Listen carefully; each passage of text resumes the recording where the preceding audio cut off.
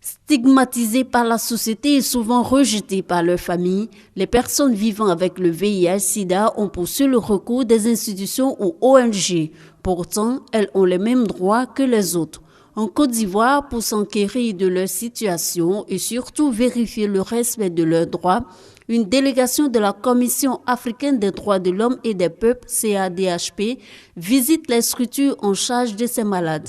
À ses côtés, le ministère des droits de l'homme et des libertés publiques. La finalité de notre mission, c'est d'élaborer un rapport dans lequel nous allons effectivement mettre sur papier les aspects positifs que nous aurons identifiés, les développements négatifs un peu et essayer aussi de formuler des recommandations. Ils puissent nous définir quels sont, de leur point de vue, les défis qui existent dans tel ou tel domaine, comment ils pensent pouvoir mieux faire.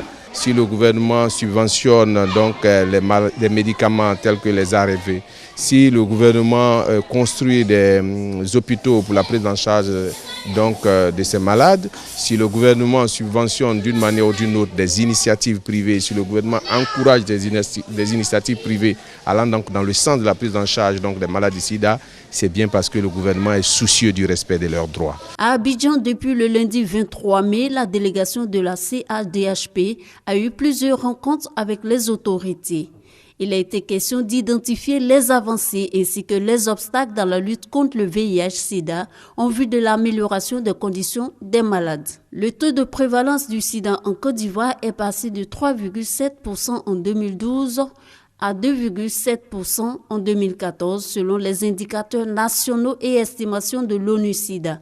L'ambition du gouvernement, c'est de parvenir à un taux de prévalence de 1,8%.